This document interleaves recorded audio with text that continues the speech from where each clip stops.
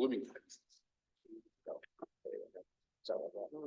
All my blooms are. No, I wrote it down. Just dry, brown stuff now. API conference. Let's call the meeting to order. Our great house members, join me for the pledge of allegiance. Well, 1 second. You could pay them? Yeah. Okay. I pledge allegiance to the flag of the United States of America, and to the republic for which it stands, one nation, under God, indivisible, with liberty and justice for all.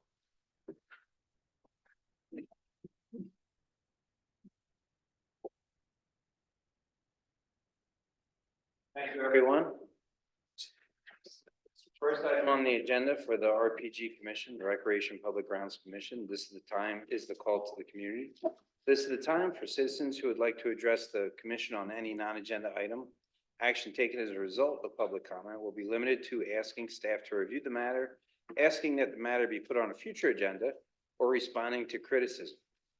If I'm not mistaken, everybody is here to discuss an item on the agenda. So would you guys like to wait until we get to that item? Can you put it out of order? I believe we can do that. If you would like to, that's fine. I think just call them in order so that they can, speak to that agenda item. And, then you guys can take it from there on that item, or you can wait till the end. You can still speak on it. You may do whatever you'd like, Chairman. Thank you.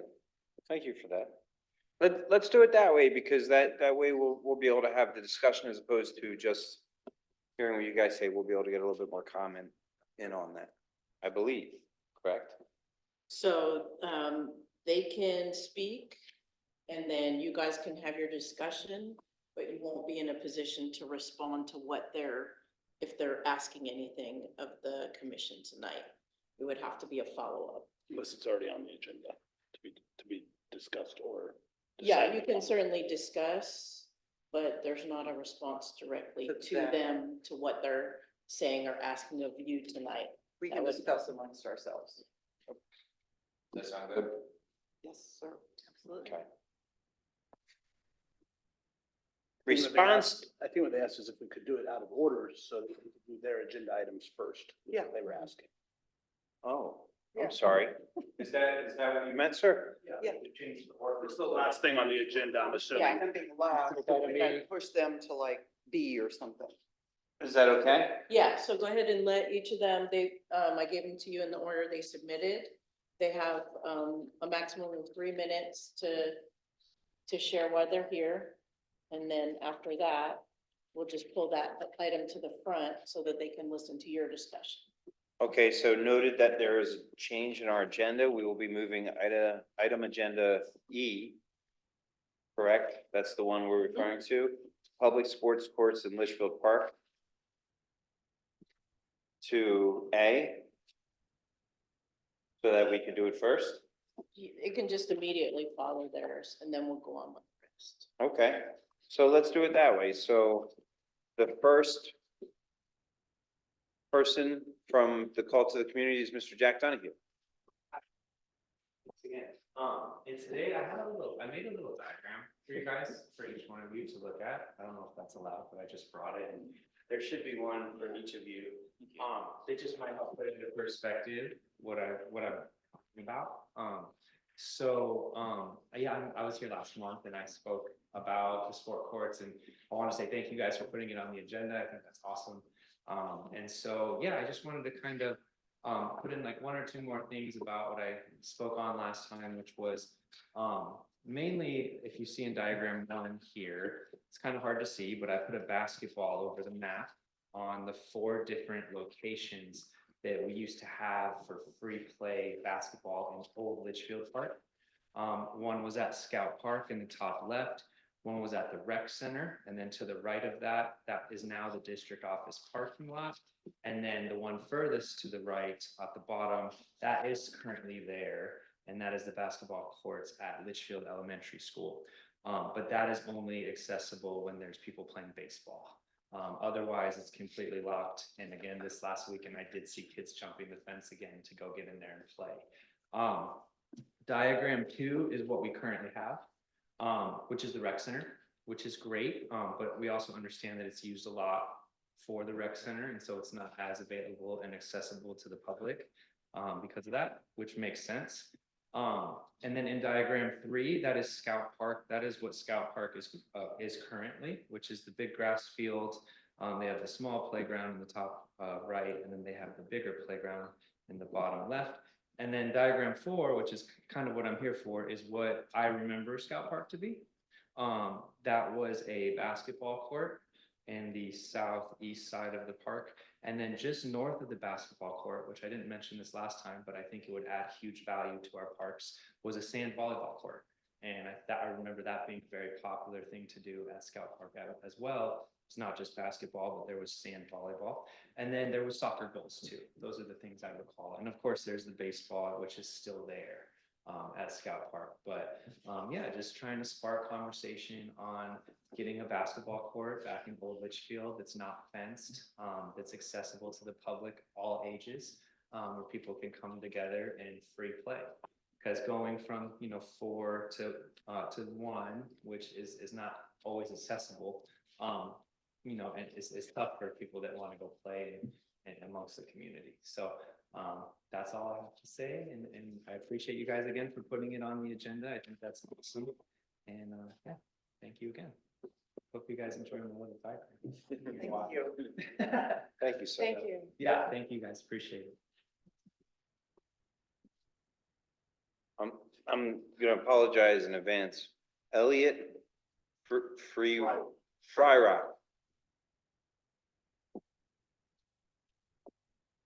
I've lived in Litchfield Park for 35 years, maybe 36 years. I don't play golf. I don't play tennis. Before my knee injury that is due to basketball, I used to play a lot of basketball, and I used to play at Scout Park. So I wish that you guys could put that back for us. Kids played there as well, although the kids had the ability to play at the rec center because they had, leagues going on there. But those of us who were older, they didn't have that for us very often. They had that for a while. But the place we played, and we played every Sunday and every holiday at Scout Park. I met almost all the people that I knew in Litchfield in the early days. I fought against guys who were related to and later became city council members. These guys gave me a bunch of crap because I wasn't endorsing Bart Mitchell, who was a relative, but he was also one of the guys I played with. But it was a big thing for those of us who weren't tennis and golf players, and we need it back, I think. So that's all I have. Oh, and it should have lights again. That was, we played at night. It's pretty far away from, or if we go to the same place, it's not that close to residences. So that would be helpful as well. Thank you. Thank you. Patrick O'Malley. Thanks. As you stated, I'm Patrick O'Malley. I've been a resident of Litchfield Park since 2015. Here today just to speak in support of a basketball court within these walls, obviously, the old Litchfield. When we first moved here, it didn't really take us long to figure out that this place is special. We're never going to move. We love it. We love it, everything about it. My wife watches these meetings religiously, and saw Jack talking about the courts, and he had mentioned something. I've known him for a while, and mentioned something about it. I'm like, yeah, we need it. I mean, I grew up in the Midwest. I remember having at least 6 places I could go to play basketball with my friends after school. My parents trusted I could walk there. It was close to the house, didn't have to cross any busy roads.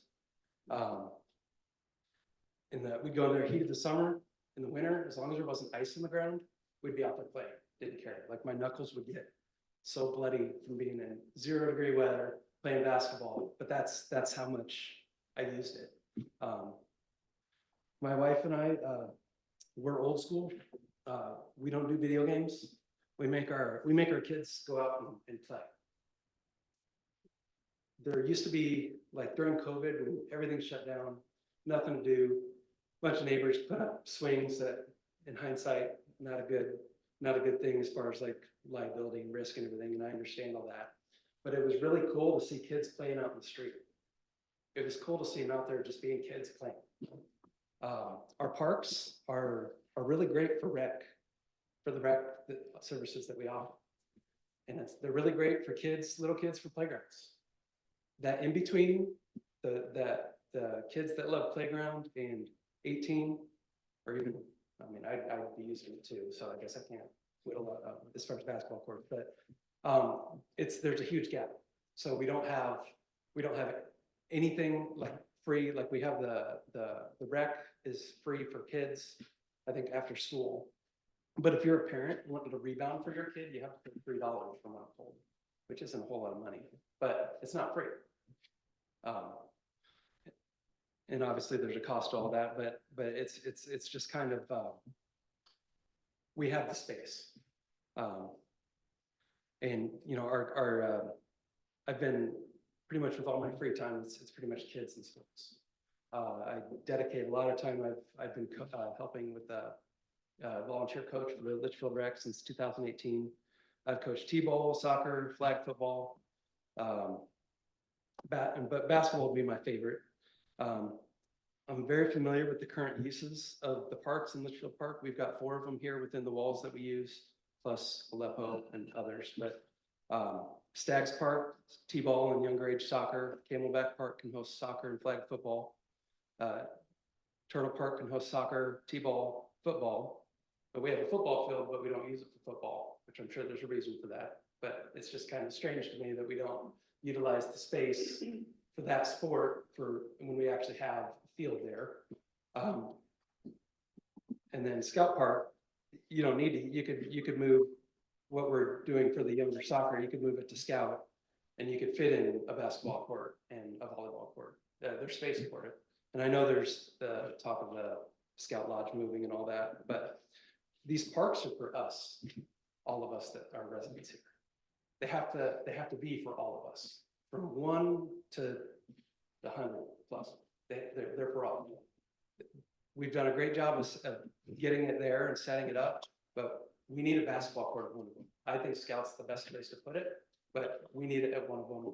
We need to be able to, as parents, have our kids be able to walk to somewhere and play it for free. So basketball is a great way to do that. So thanks for your time. Thanks for prioritizing and getting this on the agenda. I really appreciate it. So. Thank you. Thank you, sir. I have one more comment if you'll allow. When we played all summer. 112 degrees of weather, we were still full. So it's not like it's only used 6 months of the year. We play all the time. Thank you for that. And thank you to everybody from the community. So now we're going to take item E, Public Sports Courts in Litchfield Park, presenter Tricia Kramer, Director of Community and Recreation Services, as our first agenda item. Thank you, Chairman Taddy, Commissioners. Really, all I'm going to do is open up the discussion for you all to share your thoughts on the topic, and then if you have any directives to staff, we'll move forward from there. Before we start stating what we're thinking, so can you guys recap the basketball courts at the rec center, their current access? And I know there was a plan to, I think, modify that once staff changed with the season. So if you could explain that to us, just so that we're informed on that prior to our comments. Sure. So currently, the basketball courts and the tennis courts at the rec center are open during the daytime while we have the lobby staff available. During the daytime, on the weekdays, there is a $3 drop-in fee for those that want to come in. There are also various stages of membership. If people wanted to pay a monthly fee or a chunk some time together and reduce that rate to less than the $3 if they're using the courts routinely. On the weekends, the courts are now available to the public at no cost. We do have staff that comes in the morning, opens them up, so that they're open from 8 to 5, Saturday and Sunday. The rec center is staffed for a short time period on Saturday mornings. While we do have some programming, that does take priority. Currently, that is just pickleball. So we have a children's pickleball program for a couple hours in the mornings. But if the other tennis court is not in use, then the public can come in and play for free. And the basketball courts are not in use for programming on the weekends.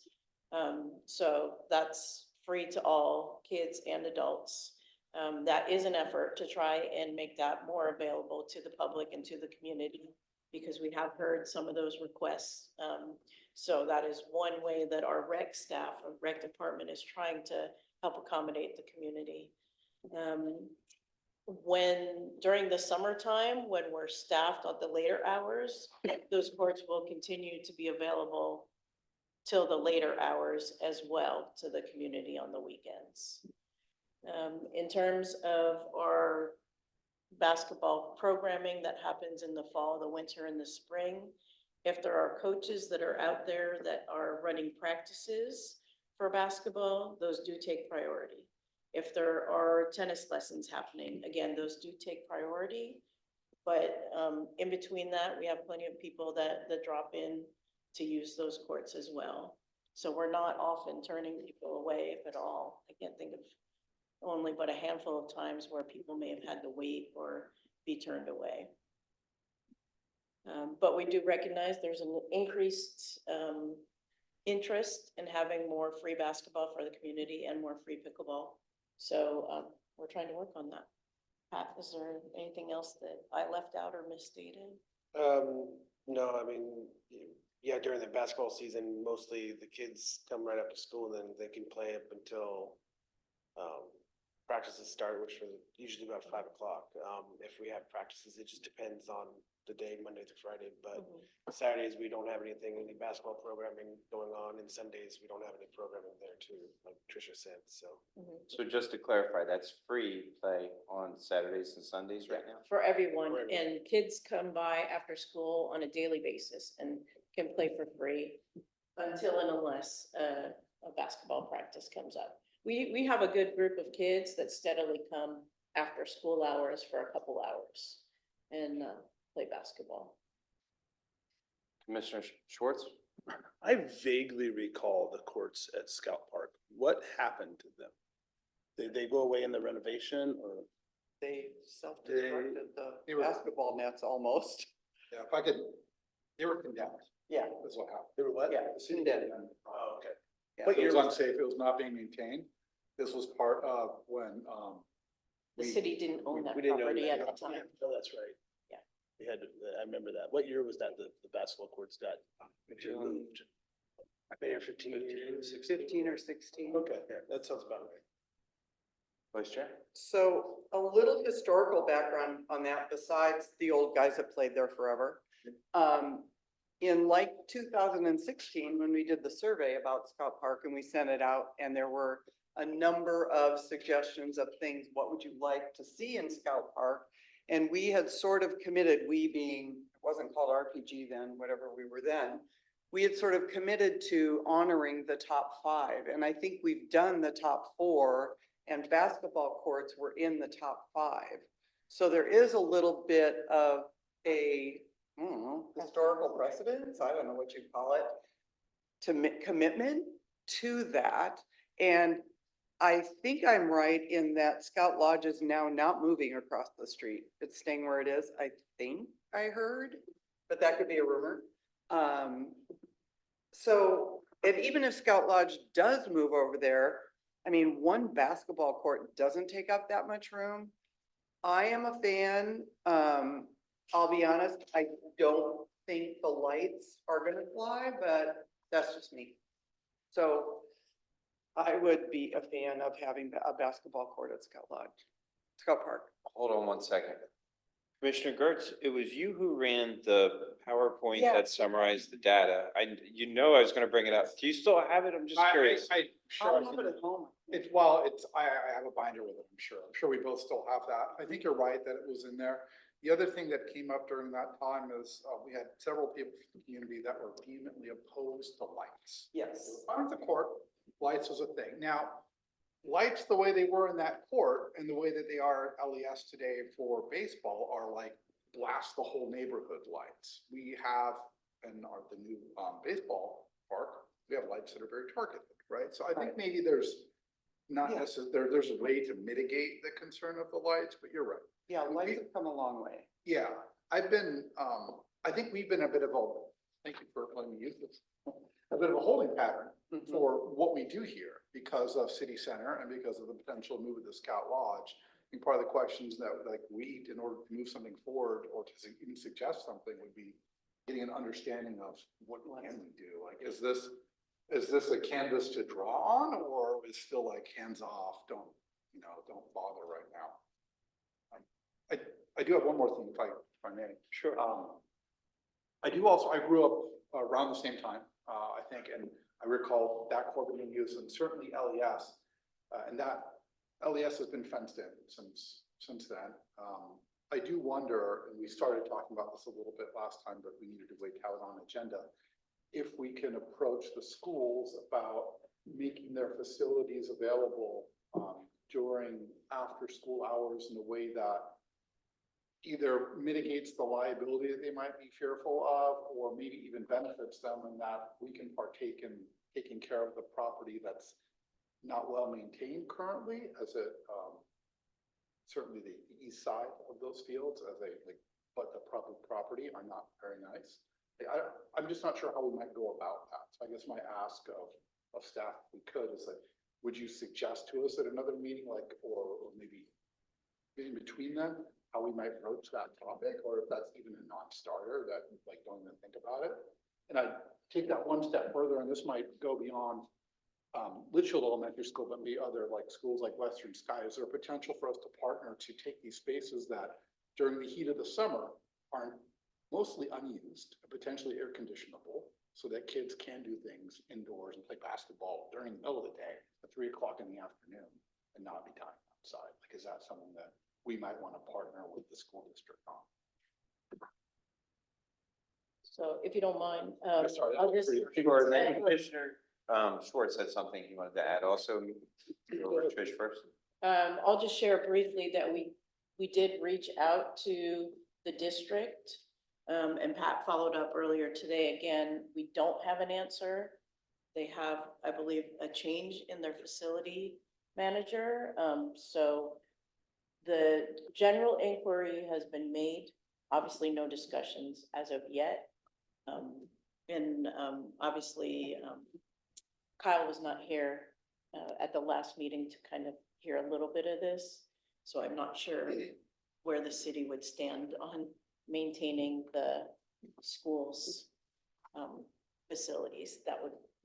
I'm not sure where that would go, but we haven't had that connection just yet, but we have reached out. If I may, Commissioner Schwartz, so I know that there's an organization called Friends of the Rec Center. And I'm almost kind of wondering if there's a potential for a third-party partnership with the school districts. Because I know that they rent their facilities, and I'm just as another idea or another possibility, I'm wondering if we, in some way could connect the school, the Parks and Rec Department of the city of Litchfield Park and Friends of the Rec Center, and perhaps there's something there too that would get to the end goal of just having open courts.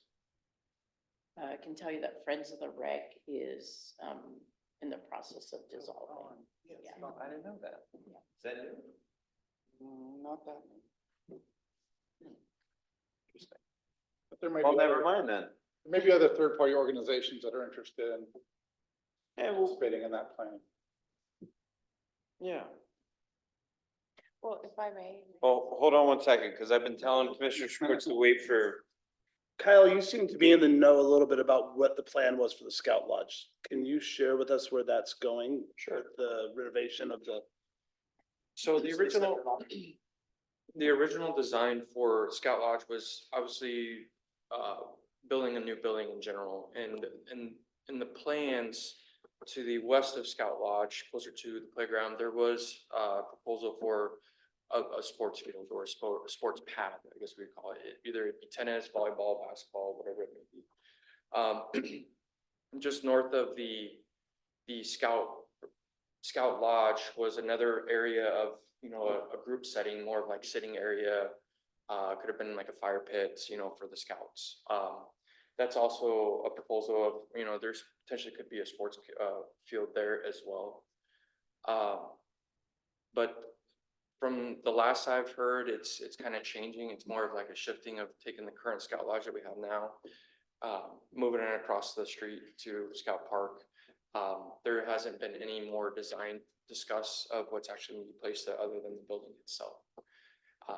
When this project first started, we were adamant about putting some kind of sports field or sports court there to kind of utilize that space, because there has been some outreach for something else, Scout Park, other than just grass and playgrounds.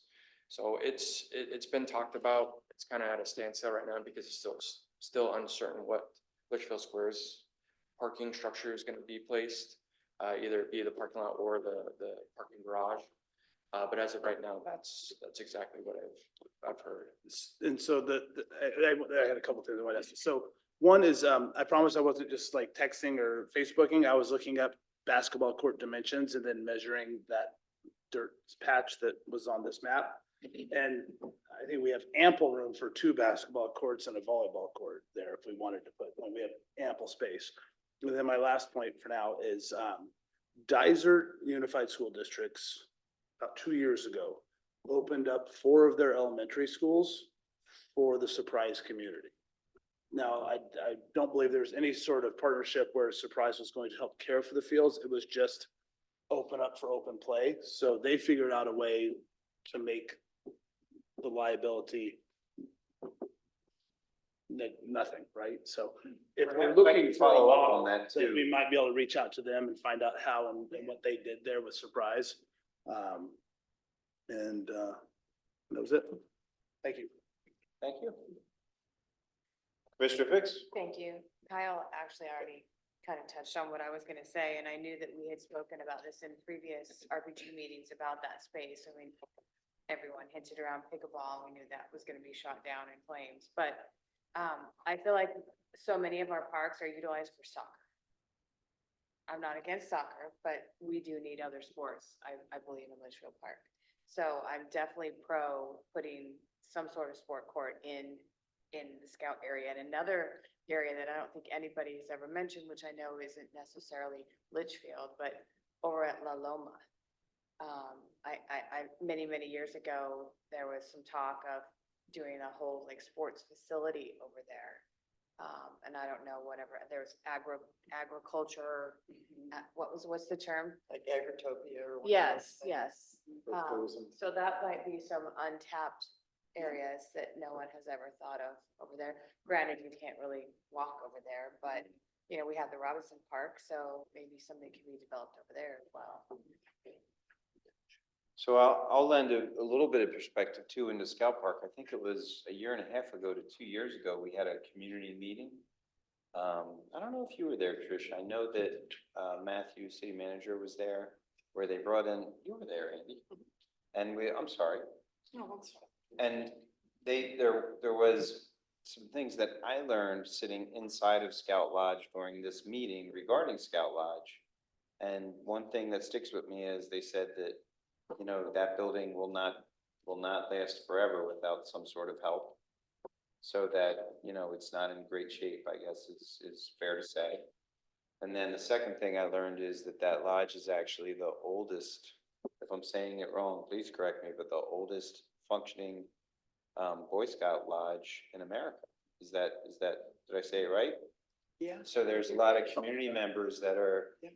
and I could just imagine, so I'm originally not from Litchfield Park, I didn't grow up here, but I could imagine the generations of, young men who have passed through the Boy Scouts there, and I get a feel for how strongly the community was in favor of trying to keep Scout Lodge where it was. Do you have any recollection of the meeting too that you? Yeah, it was inside the Scout Lodge with the giant thing holding up the beam and crosses.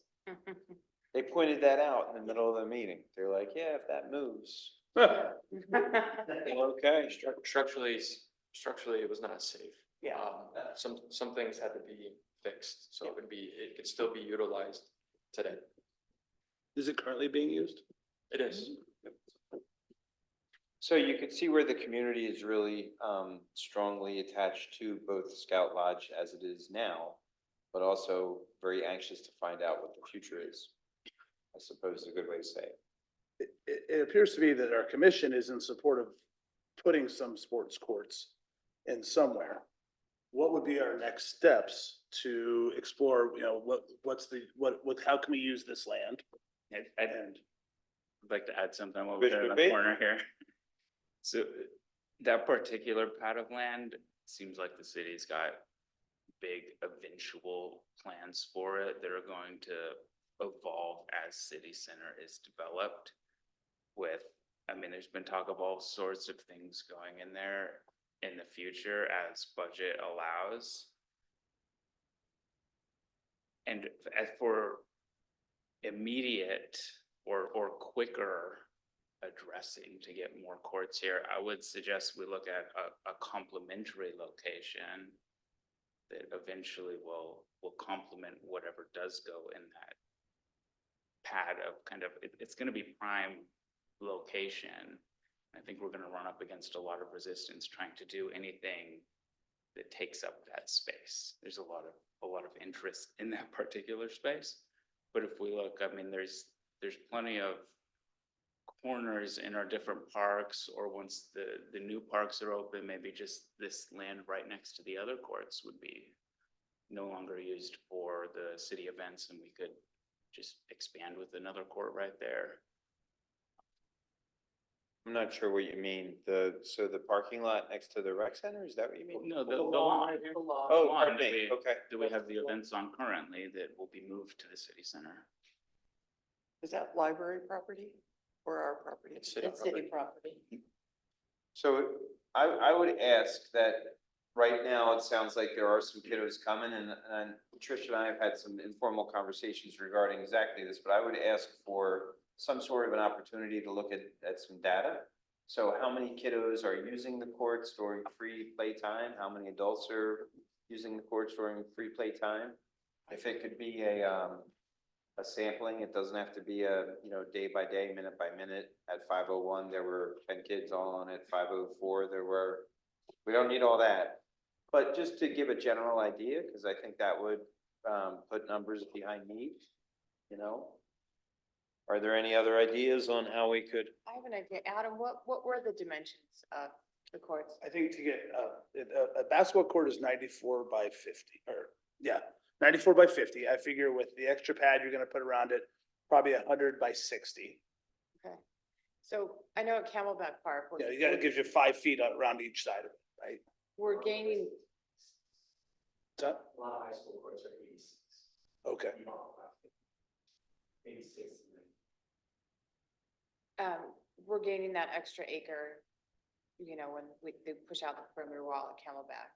I've always thought that corner of Camelback and Dysart is unused real estate because those trees, some of those trees that are gonna stay because they've been there forever.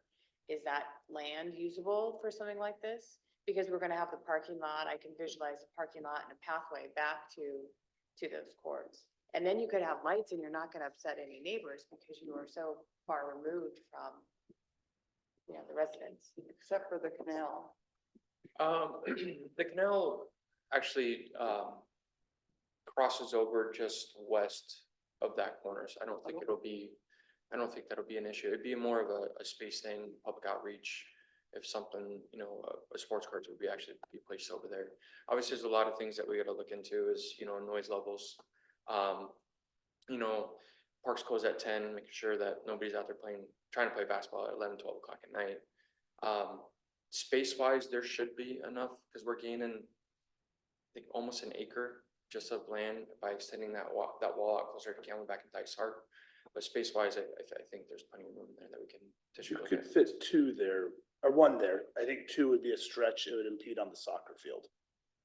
If the soccer field stays in the same place. Well, I would think with the noise, the road, the traffic noises far exceeds what a basketball court would, or a pickleball court would. With that. So I would think, so just to, one point of concern, there were a lot of neighbors that came out to the public meeting regarding that space that did comment that, when pickleball came up there, pickleball would be far too loud for them to accept in the park next to their, so I don't know how that translates to But it's really basketball. not next to their homes. It's quite a distance. Commissioner Gertz. I understand that when there's lots of neighbors there, at the same time, they don't move out of their front yard in terms of like, that's just gonna be greenscape for me to look at, and no one else is gonna be doing it on it. So I sympathize with it, but at the same time, we have a broader community that wants to do things. I think feel like that's a bridge to cross when we get there. If we have a plan and the community objects to it, we can But that Scout deal with it Park's at that time. There's that one, the new house there. Yeah, Backs up to. They yeah. do have a basketball court in their backyard, so they And may not be. Two bothered by sand that. volleyball courts. Yeah. And a pickleball. We'll just open up their back fence. Yeah, there you go. Well, I just have a question. I mean, this space in Scout Park is park. So it's always gonna remain park. It's not gonna be taken over by a retail spot or something like that. So we really don't have to worry about it being swallowed up by something from the city square, correct? Scout. Yeah, I think were you referring to where, Scout Lodge currently is? Oh, yeah, where Scout No, Lodge well, currently yeah. is, that could be a That's parking gonna all be structure. right there, That could be a parking lot or parking structure, But it's- right? but As across. part of that, the city would be replacing the Scout Lodge is the idea. Right, so Scout Lodge will either be relocated up into Scout Park or a new Scout Lodge will be built there. Right now, it appears that they're still exploring moving the original lodge Building, yeah. up there. But I mean, the space that is within the Scout Park outline, let's say, is always gonna be park. I think yes and no is the answer to that because the Scout Lodge may. Yeah, but I mean, that's still to me a park use. It's not a city square. There's no intentions of adding any Commercial, uses. yeah, Okay. you're Thank you. correct. So, okay, That would have to go to the voters to Okay. change the. so, yeah, okay, thank you. So I think it's a first request. And then just looking at data, how much are the open courts being used now? But then the second request, are we thinking more of a multi-use court or are we thinking more of a straight basketball court? I would feel like a multi-use court would be more in line with serving more people in the community. Multi-use for what? What do you mean? So multi-use courts, and I may not be the best person to speak on it, I might call Pat into this, but a multi-use court would service multiple sports. Would it, so if you're thinking of a basketball court, then you would have like the lines drawn on it for another, say, pickleball or whatever the case. Would that just be a matter of striping? Yeah. And that's portable nets, but those will get. Really annoying. Be awesome. Yeah. It's really annoying. When you're playing the sport that's not the lines you wanna use, it's really annoying. However, I if don't that's see all those. you're gonna get, that's all you're gonna get. I don't see those used in outdoor settings. Indoors in a gym, I can see how that makes sense. They do in other cities. Outdoors, really. You have to adapt a bit. By my calculation, you put Scout Lodge, 2 basketball courts and a volleyball court there in that patch. Pretty easy. And Scout Lodge wouldn't lose any space, including their grass that they have to the west. So maybe we have referral to council topic, because I think we need some, either a go or a no-go on, can we, like, Yeah. start planning something in Right. this space, or can we not? Like, you guys want us to hold off? And I think we have two asks of staff that we've mentioned. One is continue to explore with LES, and thank you for doing that discussion. And two, I think you wanted something about stats, so I'm happy to make a motion unless there's more that we want to talk about here. I'd like I don't to, know. Sure. could we also get an idea of the budget? Just from a practical standpoint. You're building a basketball court, isn't it? There's not a lot to it. I mean, it's gonna be expensive for the city to do it. Of course, it's expensive for the city to do everything. But in terms of location, it seems like putting it more in the middle of Scout Park, then you could have the community center building in the dirt. So I'd really advocate for not trying to wait for what happens with Scout Lodge, to try and get this moving sooner. And for the basketball court, it doesn't necessarily matter if it's on a corner or if it's in the middle of the park. You just pour the pad, put up a fence. So I'd one be interested in getting a ballpark of the costs, to know like what we're looking at and, city costs of doing it. I think that we can look in the book of that lays out all the costs and get that. And then I'd just encourage us to think about outside of the dirt area so that we can move quicker. Sounds good. So can we do that in a ask to staff? So we have 3 points. It sounds like the first one is, do we have any kind of data that shows usage of the courts at the rec center during the free and available time? Second, what is the budget? And Commissioner Gertz, how are we phrasing the third? So Just says continue discussions with the school district on possible use of their facilities. and would you guys be able to report back in the next meeting, or is that enough time to, On the school? on those 3 points? Yeah, so in terms of budget, I'm gonna say you're asking about the cost to build one and not what's the budget, because there's currently not a budget to build one. Yes. So we'll start that conversation as to what would it likely cost if we were to get one? And then we could ask for, Mhm. something on a CAP down the road. Maybe we have something Yeah, so projected that, yeah. Is budget something that this commission is concerned about? I think it's a consideration, but either way, if we think it's something the community needs, we can recommend it to council. And council can decide if it's within a budget or prioritized item, but. We'll have to make a budget for it, yeah. Right, understood, but Yeah, I don't know that we would make the decision, oh, that's too expensive, we're not gonna recommend it to council. That's We not can really. request they make a line item for it or something. Well, yeah. I don't know. I think our goal would be to recommend it as a priority Yeah. for the community, and we recommend it. I don't think it'll hurt for us to not necessarily go out and seek estimates at this time, but to look a little bit and get a ballpark.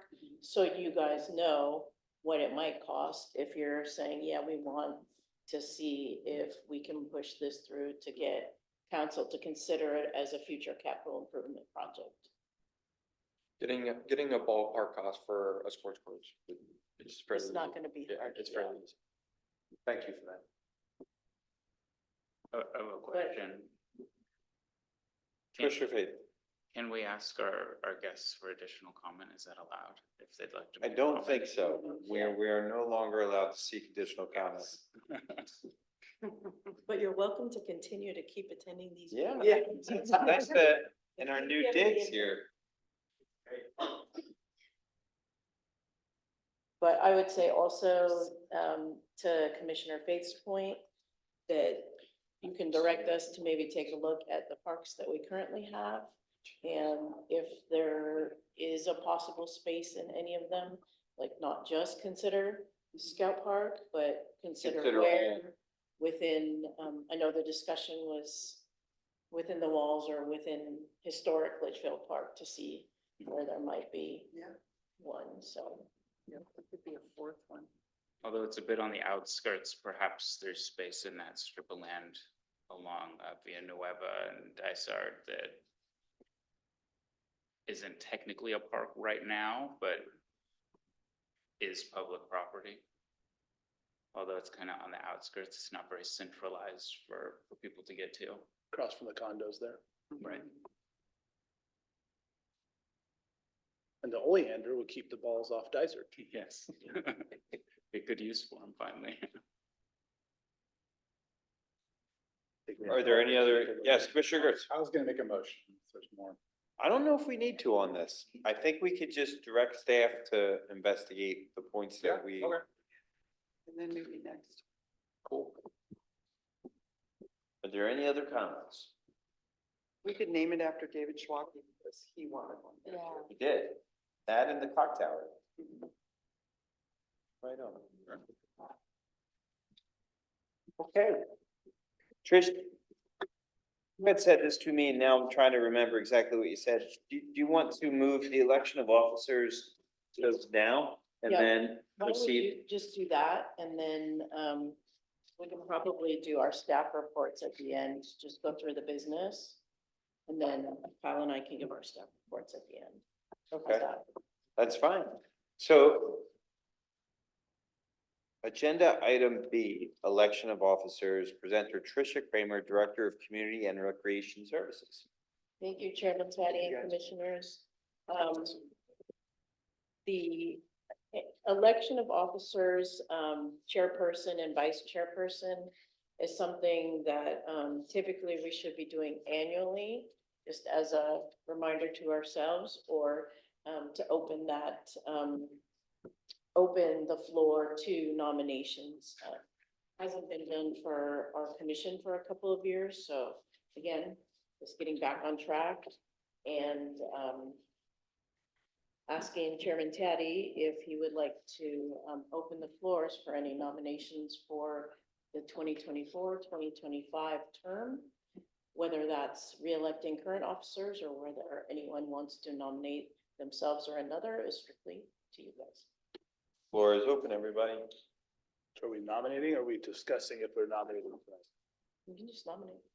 I nominate Chairman Toddy as the continuing chairman. I would second that. We would need, well, can I nominate two? Of course. I'd like to keep Vice Chair Andy. So I will nominate her as Vice Chair. If we're getting ready for nominations, Is this a seconding kind of thing? Is it a motion that'll second or no? it would be a second Yeah. two, and then it would be a vote if there's no comments. Sum it up, we're making a motion to keep the officers as they are. Yes, sir, it sounds like. Unless there's any other nominations. Yeah, any other, I think that's. or all. any Five other people self, who don't want those two wait, are jobs. there any other self nominations? Pretty soon I'm gonna age out of this, guys, so just be ready. No. Okay, so all in favor of continuing on with the current officer positions for the Recreation and Public Grounds Commission, say aye. Aye. Aye, all opposed? So let it be. Okay, so we're gonna move the Public Works monthly report to the end, Trish, is what I think we said. That and the community services report. You might as well just finish the So rest of the much business. for your agenda. No, right? It's all getting discussed. That's the important part. So, Yard of the Quarter selection, presenter Tricia Kramer, Director of Community and Recreation Services. You really are listening. Okay. Thank you, Chairman Teddy and Commissioners. Thank you to all of those who nominated and voted. We did get a couple of last minute votes, so what you saw come through initially with the agenda, there is an update, although it did not change the outcome. So you had 3 nominations. 14837 West Escondido Drive North received a total of 115 points overall. 4537 North Luna Road East received 138 points overall. And 4618 North Village Parkway received 139 points overall. So I would recommend that 4618 North Village Parkway be named as your 2024 first quarter winner. I'm no accountant, Trish. What? So you I'm have- no math teacher. On number two, you have 2020, you have 138. On number three, you got 60. I can't do it. I I'm think no, it's missing the You got scores. 98. It's missing the scores. You got 98 on third one. 40, We don't have the. 80, 100, 20, But- 38. Yeah, but But Village Parkway's numbers don't add up. Oh, Number three, and It looks Yeah, like it's it's up to missing 98. votes. yeah, it's missing some votes in the tally. I don't know. Okay, so clearly I will double check those numbers, especially since they're so close. Based on the numbers here, number two is the winner. Well, I think it clearly looks like three is missing someone's vote. is it possible that the last minute voting maybe threw off some Yeah, I'm totals gonna or? double check. Actually, Can I move that we table this for the next meeting? Or do we have it there? I have a question though. check. Can you get higher than 20 for a score?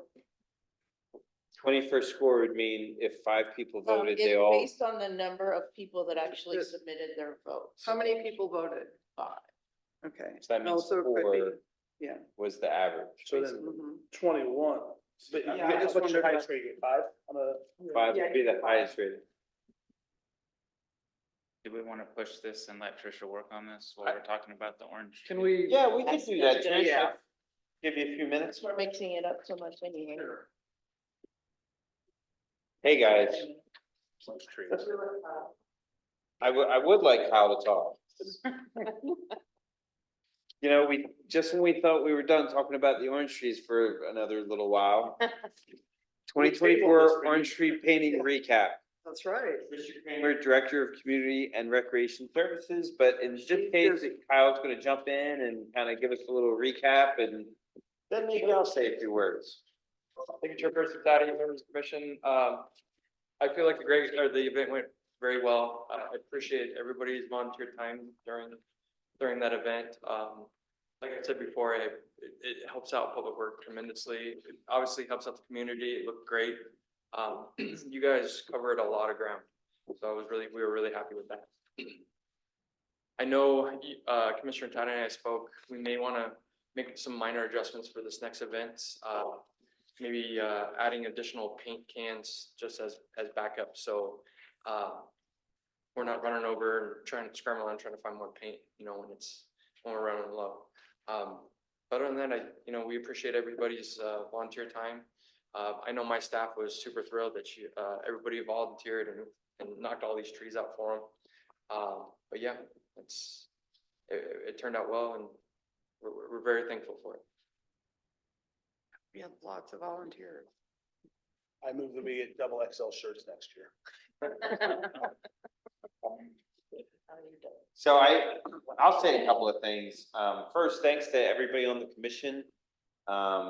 It was an event that, I think that we had just had great participation for, and everybody just, kind of attacked the task at hand. Having the stirs, made Andy particularly happy, but holy cow, like those little things, those little ideas, they really add up to, just a lot more, geez, how do you say it? A much easier going event when we don't have to stir by hand. Now we have the stirs, and we learned the first year of that, and then we got better with that. And I just, I think every year we get a little bit better with it. And the t-shirts I absolutely love. I see every now and then somebody in the city wearing one of the t-shirts. I'm like, that's stinking awesome, And the variety of volunteers that came out was a little bit of a surprise to me. The age variation and from all the different schools and different community groups.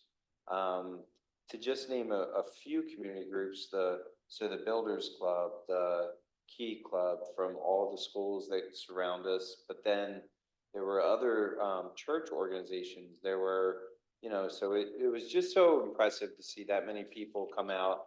And I don't know if everybody here is aware, we've talked a little bit about it, but there was a post from last year that was on the Instagram that went viral. And the way it was explained to me, and I don't know exactly what viral means, but the way it was explained to me is the amount of comments on this one particular post would rival,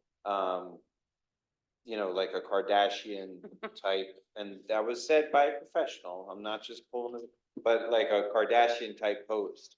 So it's really interesting to me to see that many people, at the very least, take an interest, but also be able to go out and get involved.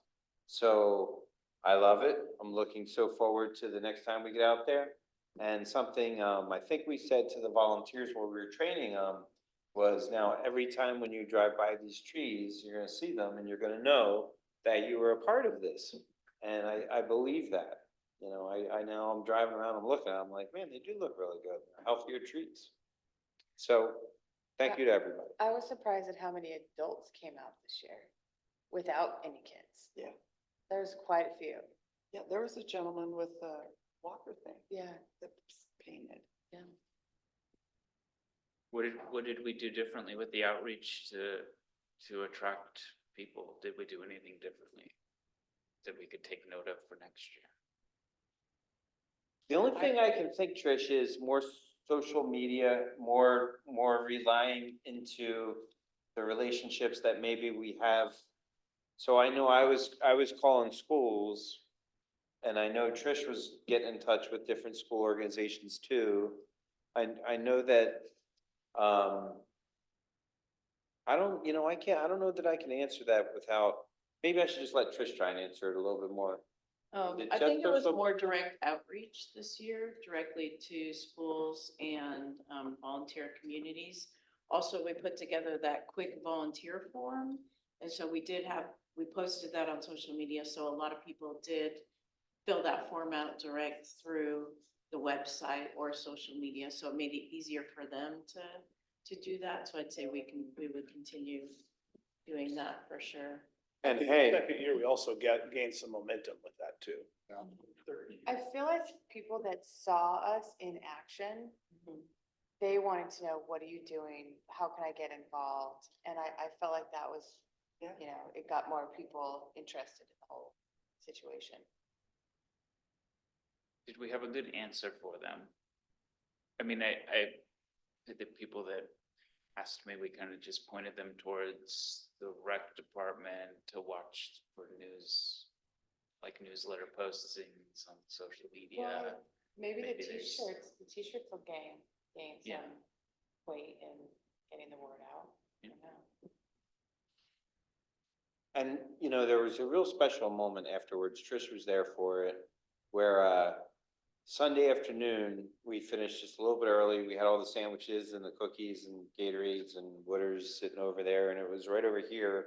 And a lot of the folks just went there and sat down and ate. And, there were still some parents coming back over to pick their kids up over there. We were directing them over there. But to describe the feeling, when all these different people who would probably never be sitting, eating lunch in the same area together, just sitting down, eating lunch, after painting trees, it's kind of neat. And that's part of the reason why we reach out to the community to do things like this, right? So it's successful on a lot of levels, not to mention the t-shirts. Very happy with the t-shirt. I think a lot of people who live in Litchfield Park like to be involved in this community. And it's a very easy way to be involved and pull an oar with the community. And it's not terribly time consuming. You show up, you paint some trees, you go home. You eat a sandwich, you go. I mean, it's not a big, there's not a long-term commitment to that. And it's an easy way for everybody to get involved, which is nice. Makes you wonder, right? What other things could we galvanize community members towards? What other things? And maybe that's a question we don't answer now, but perhaps that's part of our role as the RPG Commission, identifying things that we could get behind and then, see if the community would be interested in also getting behind them. We now have a successful formula, I guess. T-shirts. T-shirts And are food. I'm a big fan of the T-shirt. So, somehow my daughter, her T-shirt came out like, relatively paint-free. Mine's got paint all over it. So like, I keep trying to grab hers and then she'll see me wearing it, but I can't wear that. Well, maybe Kyle could, think of other things that we might be able to start new programs for. Palm tree trimming. Yeah, nice. Ladders. There's a couple group events that I could probably put together, a community planning event. The city can obviously purchase trees, plants, and we just go around as a community and plant them wherever they need to be planted. So there's ideas out there that we can definitely bring up to you guys. Excellent. So thank you again. If nobody else has any other comments. One comment, did we track how much paint we used? Do we know, like we used X amount of cans? Cause I think I heard on Sunday, we ended up using the older cans and. We got, so there were, yes, there were some older cans that, had stood the test of time. And, they saw better days, but that paint was still willing to get into the mix, and Is that like 10 cans or? there were, I wanna say, was it more? maybe 6 older cans, right? Yeah. And what we tried to do was, We didn't end up using a lot of them though, even though No. we had them ready, people kind of called it quits before. and we were finishing, and we were like, oh my God, are we gonna have enough here? We got people, literally, people are like, kind of drifting in, and we redirected one group to like another team to help them finish up their area. And then we swept back through, and we were like, oh, let's get more on Wigwam. But we were opening the older cans, and we were trying to mix them back in with the paint cans that people had brought in where we could. Right. For the sake of not wasting them, but there probably is a shelf life to them that we should. It's a chalk-based paint, so once that chalk goes dry, it turns hard like a rock. So there's no solvents in it to keep it, shelf ready for years and years and years. Yeah. Do you know how much we Thirty- purchased? 38 total. I think Kyle purchased 30 initially, went back and got the other 8 that were available. And then we used a few of those cans or attempted to use. And I So think I we think had like 40 is 6 or probably a something like safe that. bet for I'd say about next 40 year. gallons of it. Well, the trees will all be bigger next year, and we've planted some since then. That's true. That's true. A question, as I was out running paint on Saturday, north end of Old Litchfield Road, what's the line between community, city property and private property? Is it the sidewalk? There's a lot of, like, especially on the west side of Old Litchfield, there's no sidewalk. But there are The orange double- trees double there. trees. Yeah, so the west side of Old Litchfield up to their pony walls of all the residency there. Is there a pony wall in every residency? Not all of them, but some of them have curb lines, some of them have a smaller pony walls. The palm trees is our property, so that Correct. behind the palm trees at some point, that is where that line is. Yeah, the tree line, and then some of the property setbacks vary through there. Some of them are farther up, some of them are set back a little bit farther. It kind of zigzags in through there, but all the palm trees and orange trees that line all of Old Litchfield Road north of Reds, other than I think there's 6 or 7 that belong to the Wigwam, right there by the chipping green are the Wigwams, but everything else north of that are city property. The only one that was a concern was the field turf house at the very end on the west side. The very northernmost house on the west side of Old Litchfield, they have field turf there. And I had a bunch of people in there painting that trim. Oh my gosh, no, they didn't want to, has to be liable for their painted field turf. Yeah. And those trees look pretty darn good. We had 2 teams, we focused up there, and they just kind of moved down, and we did the ones at the Wigwam too, I think. I want to say we did, there was like 2 there that I know we did paint, but it looks like they just need a couple of bows like taken out real close to the trunk, like maybe they're older trees that had just seen better days. And A lot of these orange trees they're aging out. Yeah. That's why we've been on the process of replacing a lot of these. And we tried to paint everything though, and the way I answered that question, like during the event, was just, you know, sometimes they can really come back to life strong after we get through March. So you never know, it's hard to say. They go fairly dormant in the wintertime, they look sickly, and then come springtime, they kind of pop back. Right on. You have your numbers now? So we'll have to get to planning our next event. If there's any other things that you think that we could, you know, kind of get behind and see if we could organize some things. I have one more thing. Yes, sir. Out there, I just remembered. Since it is that chalk paint, it doesn't really mess up the paintbrushes like regular paint would. So I would advocate for better quality brushes that we can reuse from year to year.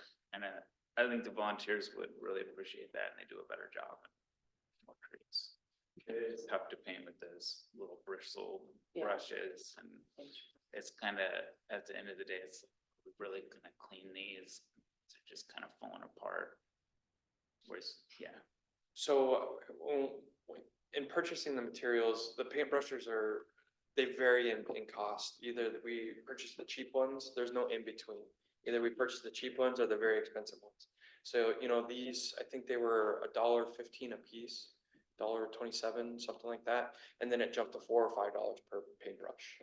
So there's a big cost difference versus, you know, the cheaper ones, which are essentially disposables. Yeah. You know, once the event's done, you know, usually just tossed, versus buying the expensive ones, which obviously people leaving them sitting around, disappearing, throwing them away by accident.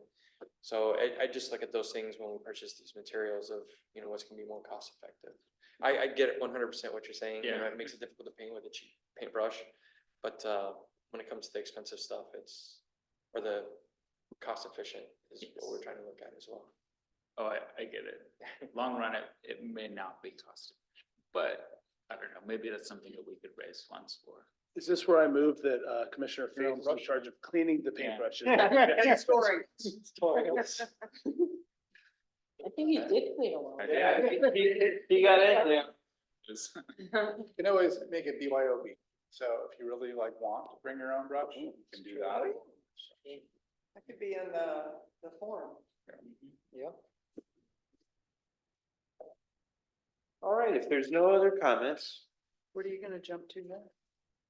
It's a Man. mystery. How about, can we go back to yard recorder and close that one out? Yes, we can. Let's return to agenda item C, Yard of the Quarter, presenter Tricia Kramer.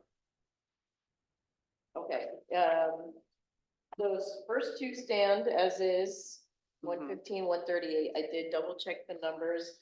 The total is right, 139. For each category, neatness was 22, creativity was 17, color harmony 19, plant health 21, plant variety 19, complementary 20, overall 21, which brought it to the total of 139. Wow, 1 point.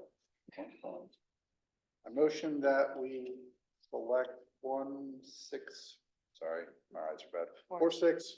the last one. Well, Number 3. 618 North Village Parkway. Yeah, you said. Do we have a I'll second? second. All in favor of 4618 North Village Parkway being the next Yard of the Quarter? Say aye. Aye. All opposed? And so it will be. Congratulations to 4618 North Village Parkway for winning probably the closest that we've had, right? I will send them a notice, and once we hear back from them, Public Works will coordinate with them to put the sign out. And we'll let Contact Chuck. Yeah. So, All right. So that brings us back to Community and Recreation Services Monthly Report. Presenter Tricia Kramer, Director of Community and Recreation Services. did you want to take care of that last business on the minutes before we do the? Pardon me, yes. reports? Approval of minutes. Presenter Tricia Kramer, Director of Community and Recreation Services. Thank you, Chairman Taddy. The April 11th, 2024 minutes are in your agenda packet. And, if you have any changes, please let me know. Otherwise, be happy to entertain a motion to approve. Just in section 3 that we clarify that Jeff was talking about within the walls.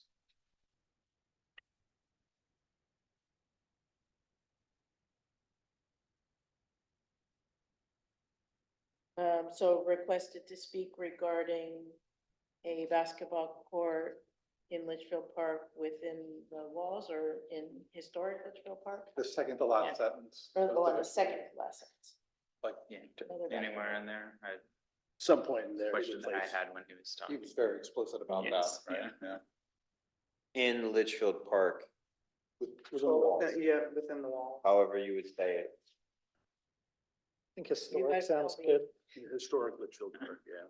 So requested to speak regarding a basketball court in historic Litchfield Park, or you want it on the back Yeah, end? that's a good way. Probably do it in both places, just so it's Okay. consistent.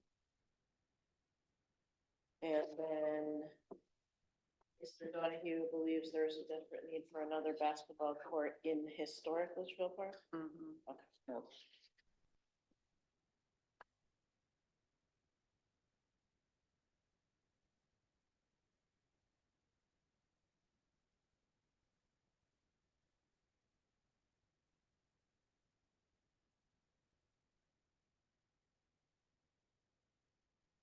Minutes with the historic Litchfield Park changes that were just suggested. I will second. Any other comments? All in favor, say aye. All opposed? And so the minutes are accepted.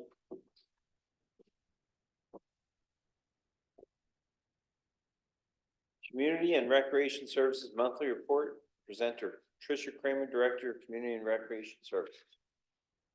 Thank you, Chairman Taddy and Commissioners. See if I can find my report. Few quick updates. The rec center pool will be open to the public for the summer season, starting Memorial Weekend, and that will be on Saturday, May 25th.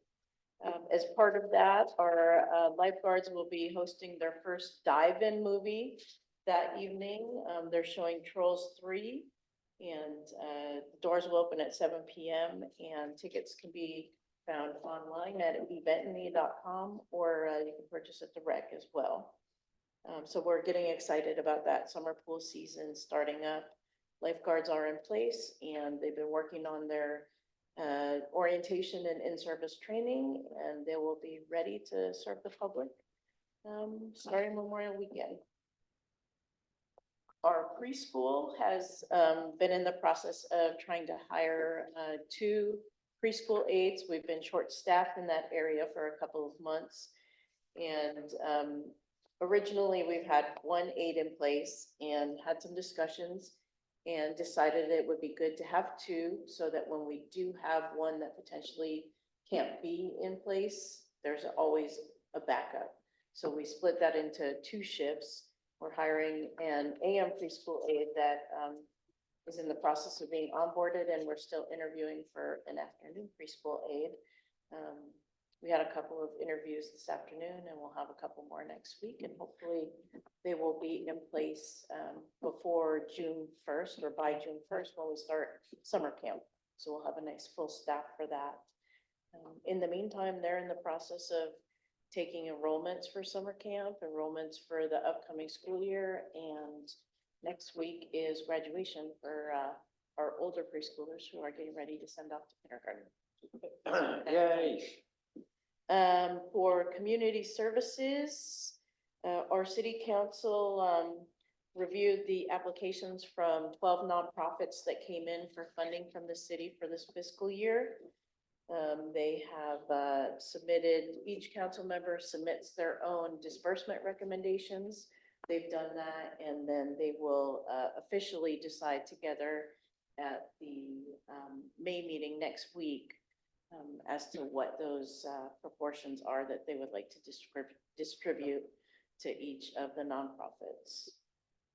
So that's nice to see that our local nonprofits are reaching our community, and in turn, they're also getting some funding from the city to continue their efforts. We also are planning our Memorial Day ceremony. It will take place Memorial morning, Monday, May 27th. As usual, in front of the World War II Memorial at Litchfield Elementary School. So we invite you to join us. Special Events is in the process of working on some grant funding. We are in the process of submitting a $10,000 grant request to the National Endowment for the Arts for funding that would be used towards our Litchfield Park Gathering, which is our Native American Festival. That is due end of next week, so we'll get that in, and then typically we don't hear anything until November or December, the waiting game, but taking a chance on that as well. We are working with the Wigwam to discuss the possibility of changing from offering an Oktoberfest this year to changing to a different theme. The Wigwam has proposed that we do an 80s theme, just for a change of pace. We felt like Oktoberfest is kind of running its course, has run its course as is. So that is something we're in discussions with them about and are considering. Other than that, we're working on concerts, and Pat is very busy working on some of the summer programming and planning for the fall. And I'll let him fill you in on that too. Thanks, Tricia. So last weekend was our last weekend of spring sports. So we are moving towards our summer intro skill click camps that we do for our t-ball and basketball for ages 3 to 6 and 4 to 7. And then we also have the Challenger Sports is coming back out in June to do their week-long soccer camp. That's going to be June 3rd to 7th, I believe. We have 40 kids already registered in that, so we're excited. Those numbers are back up where they are. Last year, we're about the same amount. I think we had about 50 by the time the first day came, so we still have some time to try to hit that number still. Our beginners edge sports pickleball session 2 did start in end of April. We have 21 kids registered in those 2 classes. So we did max out in the older age group, and they were able to combine the 2 younger age groups to be able to hold another class there. So we're hoping to do 2 fall sessions coming up to try to keep the momentum to get all of those filled. Hi, can I ask a question right now? Yeah. I know, in the past, Commissioner Schwartz had suggested a parent-child or like an adult-child pickleball course. Had that been looked at? We've asked around,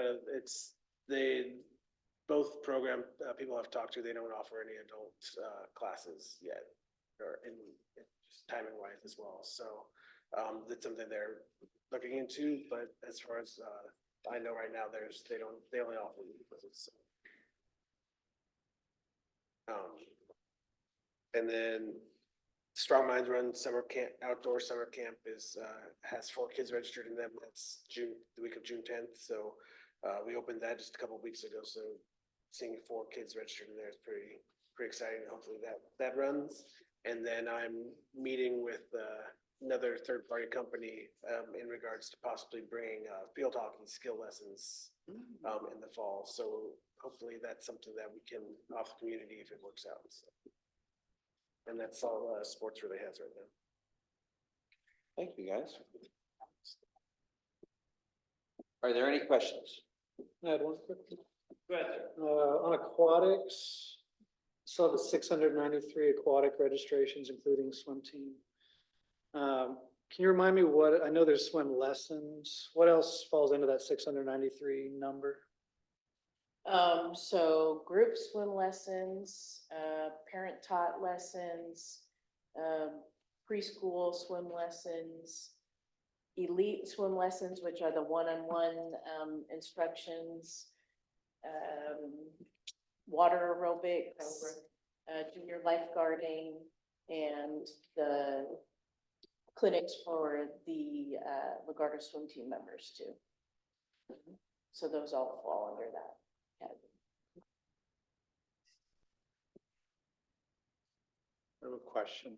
Field hockey is not lacrosse, right? It's ball on the ground hockey on the grass, right? And Yeah. Grass hockey. boys don't play it. That's not, Did you think So lacrosse boys- too? I did. I didn't think of, but there are boys field hockey. That does exist now, that is a thing, and, yep, and there were lawsuits regarding inclusion Oh, of course.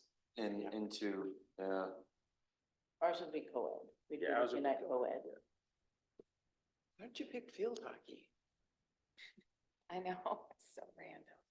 That was, when they approached us, there was kind of, obviously, because we've been working with Best, that was really the only one that, we've never tried before. We tried lacrosse in the past and that never really picked up and, Are there shockingly enough. hockey teams? Not They don't really They don't have- exist out here. It's huge. back east. Yeah, I was just gonna say, Shockingly enough, on all of our sports surveys that we've been getting, hockey has been as a sport that people would like us to do. So this is Really? honestly, I've gotten each season I've gotten like hockey once or twice. And obviously we don't have ice around us. So when I saw field hockey, I'm Street like, hockey. I can try to Give it a try, yeah. Give it a try and say, hey, at least we're offering hockey. That'd be cool. Street hockey. so when people inquire about hockey, are they talking about like rollerbladed street, or are they talking about just regular sneakers? All it says is hockey. They don't mention street. Any hockey, kind of hockey, Just just hockey. give us hockey. That's all they want, so. And the closest rink is in Glendale, right? That's like the only rink in the West Valley. No, there's one. in Peoria. Peoria. Oh, pardon me, is it Peoria? Yeah. Or is there two? Are you saying there's two? Or is there only one? Well, it's. One's in Peoria. Easy Ice is up in It's- Peoria off Yeah. 83rd. Iced in, right? There's another one in North Phoenix, like, Pinnacle Peak and 37th Avenue or something like that. There's another one up there. But the only one on the west side that I could think of is the Peoria one. I'll be sad if it's Oktoberfest leaves. My 2 cents. No, it's good to know. What's We're still trying to determine. I wonder if you could do an eighties party and still do Oktoberfest at the same time. Mm. I'm not against an Did you eighties. wear your neon lederhosen? Yeah.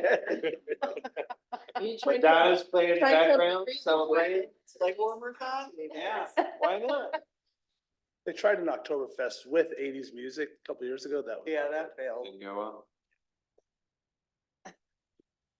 a question? Sir, What's the?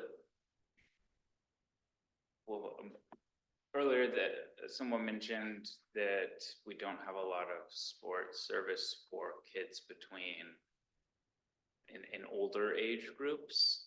And I think most of our sports end at like 10 or 12. Is that right? Or, Basketball does go up to 14.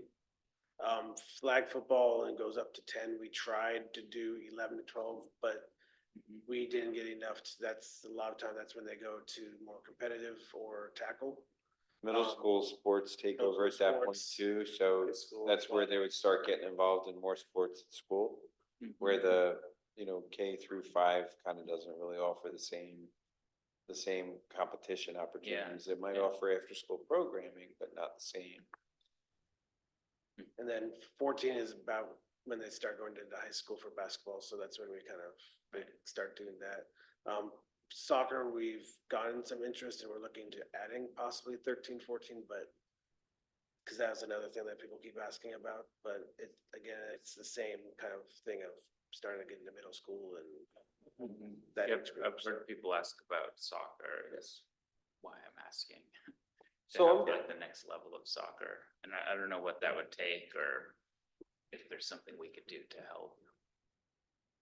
Just thought I'd Well, mention it, so if we did add obviously it'd be additional league, it'll definitely bump us to using Camelback and Aleppo more for Camelback rather than just practices currently to give us the option to use them for games, which is, we're close to doing it this year, but when it came down to officiating, it's just tough to get officials to come for 3 games when they have other leagues elsewhere, so we had to combine that. But if we did add that age group, we would be able to kind of split to make sure that we have that. It just comes down to kind of budgeting and how, like, more adding the uniforms and staffing and all that stuff.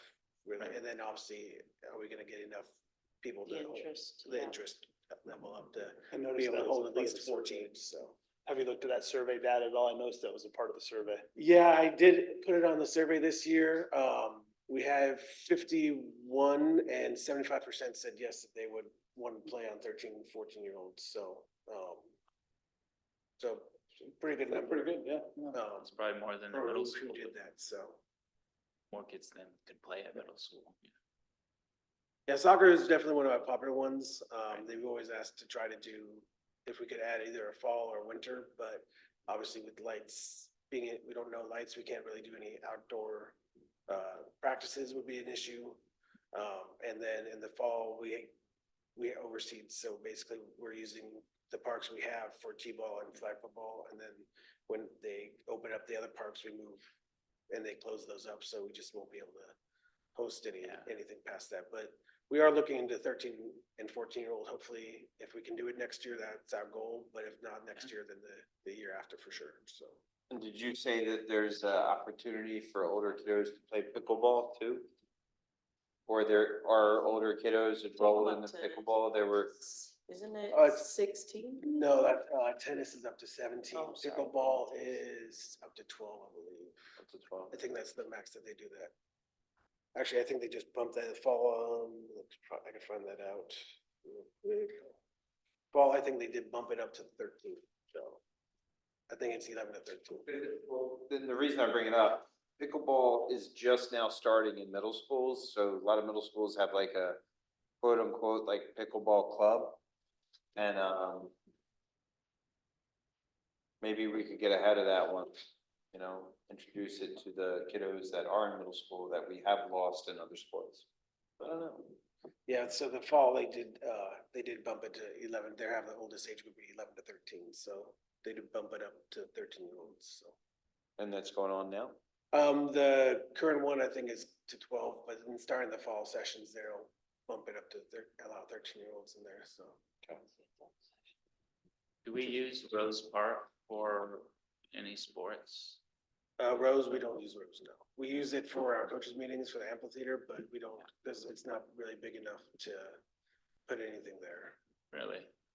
Yeah, that back Washville, Yeah. maybe we could do like a under 6 back there, but that's really just a 90 by 90, but only one could probably go up there without hitting one of the walls. That'll basically obviously take up the second field, so. Yeah. All right. I mean, the U6 has been, we were able to do 2 fields at Turtle. Mhm. It's pretty, we were able to get 14 teams. Last year we had 16, and this year we're close to being close to that too. So that's definitely one of our popular one of that age group, so. Mhm. Yeah, I don't know the dimensions of it. I was just thinking that might help with the parking congestion. Yeah, I mean, even with the parking everywhere we go, we've tried the Aleppo, we've opened up the baseball fields and people still don't go that far to be able to walk down, so and Aleppo has probably about the same amount as Rose. Yeah, it's not the same. It's about the same, so I think it kind of, Yeah. and then you have to also work to consider, obviously, that's where they turn into for the cachet homes and people park there before and stuff too, so it's tough to do anything really sport-wise at Rose. Alright. I would love to, Yeah. but I know, yeah. And that space there just seems so underutilized, even with the amphitheater and just the whole park. It's a beautiful park, but there's just not a lot going on there. Maybe that'll change with the city center. yeah, I know a few, like dance company used to reserve that for their awards at the end of the year. And a lot, they used to have wedding ceremonies. That's what that's usually used for is weddings, so. Okay. Thank you. Yes, thank you, guys. That leaves only one more, agenda item, Public Works Monthly Report, presenter Kyle Ames, Director of Public Works. Take it away, sir. Thank you, Chairperson, Fatty, members of the commission. Just a few things that we've wrapped up in, towards the end of April, beginning of May. We ran into an issue with a backflow preventer over here, on the opposite side of the rec center. The PVB, backflow was not passing its annual testing. So during the inspection, I was having staff remove it, to replace it with the RP backflow. That's a requirement through Liberty Utilities. Now they no longer accept PVBs. The RPs are just double protection now, for the water source. During excavation, the galvanized pipe under the foundation was splitting. So that created a bigger issue for staff.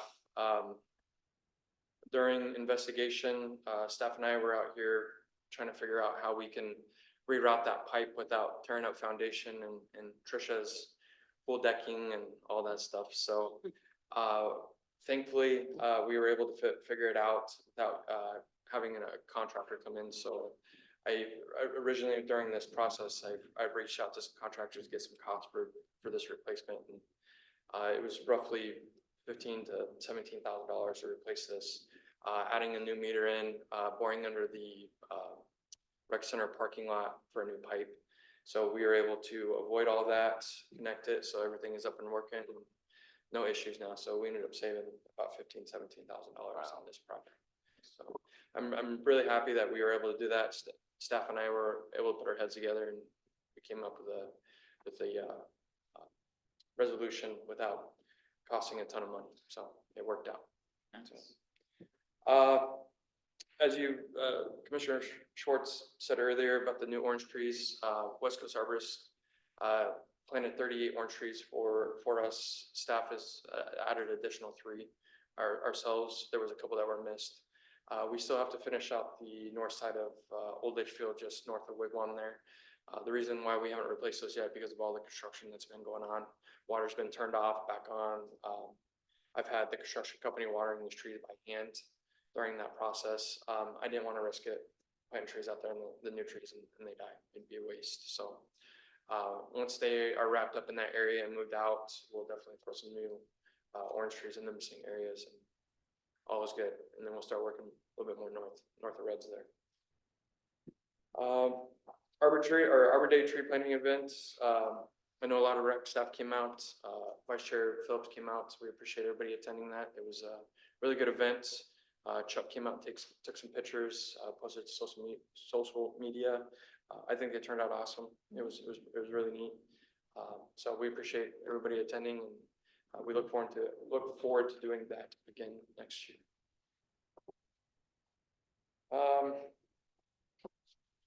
Stack Park landscape projects. Obviously, not too long ago, we ended up putting up the new parking lot. We have just wrapped up this week, today actually, the landscape. So we put about 90 tons of riprap in the water swell, about 60 tons of Madison Gold on the south side of the parking lot, 8 additional trees, and about 8 additional plants. So that was actually just wrapped up this morning. I noticed there were like giant rocks between the field and the church, right?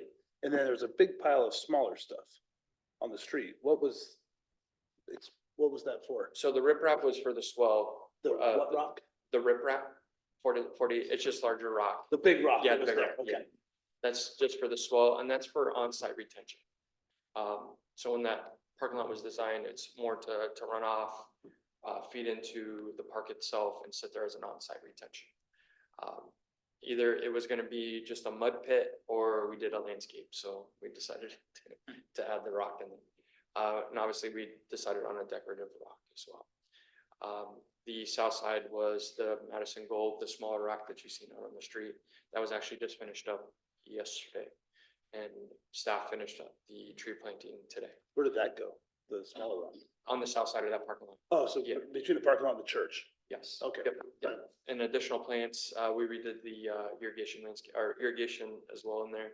So we added additional plantage and a few more trees as well. So think a total of 9 trees. That's what we put over there. I had Pat involved in that because I didn't want to intrude onto a sports field. So. And this week, Staggs Park restroom remodel as well as Tierra Verde Lake remodel was supposed to start this Wednesday. Unfortunately, due to material issues, it is not going to start until Monday the 13th.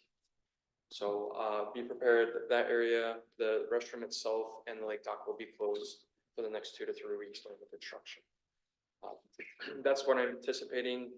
The project's going to take 2 to 3 weeks, but you know, with the construction, a lot of stuff's unseen and a lot of things are not exposed until these projects start. So we ask for everybody's patience. We'll try to get it done as fast as possible. Other than that, that's all I have. Thank you, sir. Wrapping up a lot of projects before the end of the fiscal year. Question. Commissioner Colbert. Can you go into a little more detail on the scope of the project at the lake in Staggs Park? Like what, everything's going on? Well, currently, the restroom's gonna stay the same. We had the roll-up index doors, which I think was the old stack bars. That's not being utilized anymore, so we're gonna use that as storage. The index doors will be removed. It'll be blocked in and re-stuccoed. The color match will be the same as the rest of Turtle Park and Camelback. Brown roof, the tan stucco sidings. The 2 gazebos there at Staggs Park are gonna get repainted. We are adding additional non-slip material on the foundation under the gazebos because in the past they were painted and they're very slippery when they become wet. So those are going to be ground down and the anti-slip material will be placed on those and new picnic benches. The internal restrooms will have the same material on the floors because it's the same painting as the gazebos. New light fixtures, new paint, new doors, new hardware. And I think that's it. Did you say a new picnic table under the gazebo? Yeah. Yeah. 2 new picnic tables for both of them. Oh, 2 new. Yep. And then what about the lake? So the dock will have a resurfacing. We're not replacing any of the planks because that was done about 10 years ago, if I'm not mistaken. So they'll be sand down, resealed. A lot of the, I call them the telephone poles, the ones that are missing will be replaced. New chain, and that's gonna be the Duracoated chain. So rust-free, vandal-proof, hopefully. New stucco work. The planter is going to be fixed as well on the north side. The locust tree is actually starting to separate that planter, so that's going to be repaired. Which maybe in the future, that's going to be something I'm going to be bringing to RPG about removing some of that stuff because it is very damaging and it's starting to damage that planter. I think we're okay for the next couple of years, but eventually we're going to have to look at something else for that area. And new lighting. We're going to do new dock lighting as well. There's been a lot of requests from residents as well as having no PD that area is very dark at night. So if you're if you're on the dock past the lights, it's zero visibility. Can't see if there's anybody standing there vandalizing the area. So we're going to have some additional downlighting that's just going to shine down to the bottom of the dock. It's not going to shine out just for visibility for safety purposes. Nice. Great.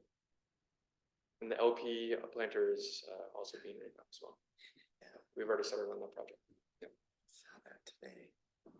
Was this about the gazebo on the library lawn? Yes, that is as much. It's in despair. It's failing. It's rusted out. It definitely needs to be replaced. The city manager requested I receive quotes to have that completely replaced. It's becoming a danger. It's aluminum, which I was not aware. We had a city event there, a luncheon, and that's when it was noticed. So I am working on getting quotes to replace the cover structure itself. Is that just covering that one like concrete picnic bench? Yes, sir. Okay. Which it's slotted, so it's not really covering. Yeah, anything. I was kind So of, we need to do a solid surface anyway. But yeah. yeah, I was wondering if we could do something to make it more functional, you know, rather than replacing what's there with what's there. So it sounds like you're already thinking about that.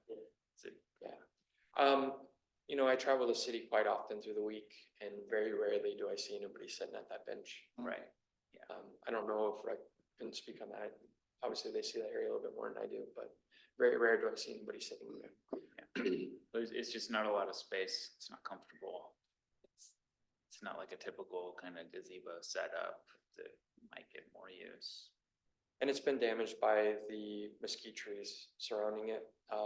You could tell a lot of the branches have fallen and crushed the top of it. So in my eyes, I still kind of consider it a danger, especially if you're sitting under it. And Yeah. during a windstorm, there's a possibility of a branch doing the same situation of breaking off and crushing it. Yeah. So, I feel like that area, once the events move to city center, is gonna be sort of open to this opportunity. Thank you. Well, thank you very much, sir. I think we're last but not least, Commissioners report on current events. Commissioner Fee? Report.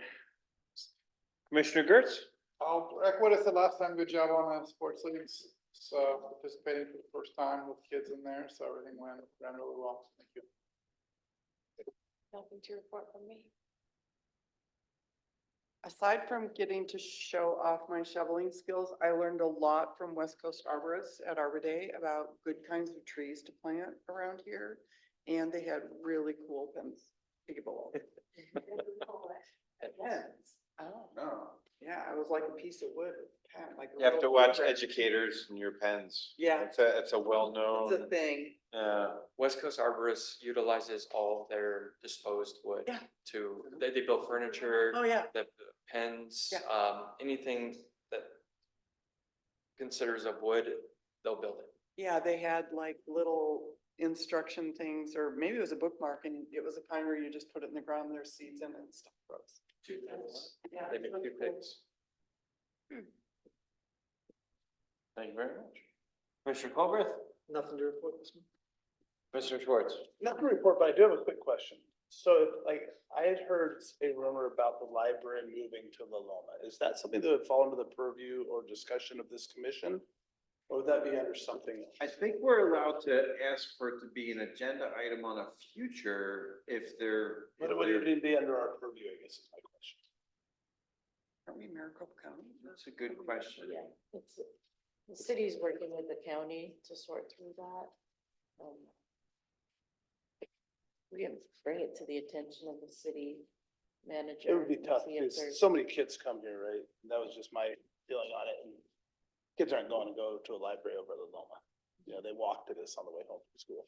And it's a nice location for it. I don't have anything to report though. I just want to say how great the city looks. And a big thank you to the crew that makes that, happen. And a lot of parents that I've talked to have really enjoyed the sports this year and just an awesome job on that.